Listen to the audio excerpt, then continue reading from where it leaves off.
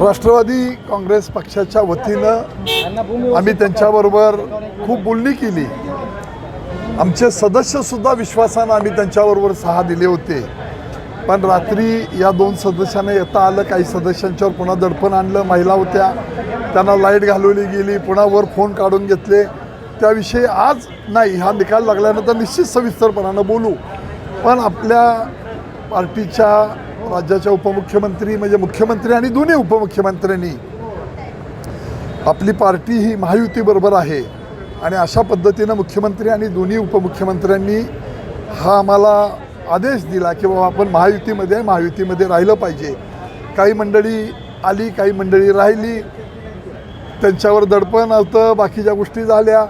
आज त्या खोलामध्ये न जाता काही चमत्कार घडेल आणि लढणं हा आमचा धर्म आहे. पराभव दिसला तरी शेवटच्या क्षणामध्ये लढत राहणं हा आमचा धर्म आहे.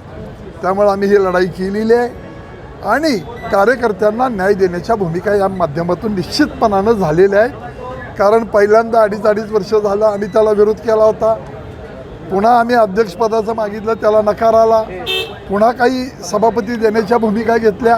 पण तरीसुद्धा ह्या 2 सदस्यांनी बाजूला येऊन पदांचा त्यांना आश्वासन आलं असतानासुद्धा ही मंडळी निष्ठेनं राहिली आणि या निवडणुकीमध्ये काही चमत्कार घडेल असं निश्चितपणानं वाटतं. आपण सगळीजण एक अर्धा तासाभरामध्ये हा निकाल पाहूया. पण सुरुवातीपासून आपण म्हणत होता की जो आम्हाला अध्यक्ष करेल त्याकडे बरोबर. अध्यक्ष आता इथं संख्या कमी आहे तर मग काही समीकरणं सुटतात का बघूया अशा उद्देशानं केलं. त्यांनी सांगितलं होतं तुम्हाला अध्यक्षपदाची जबाबदारी असेल तरी तुम्ही घ्या, पण आपल्याला काही गोष्टी जरा समीकरणानं सुटतात का बघाव्यात या उद्देशानं ते केलंय. महायुतीचाच अध्यक्ष असं आपल्याला वाटतं. महायुतीचा अध्यक्ष होईल निश्चितपणानं वाटतं.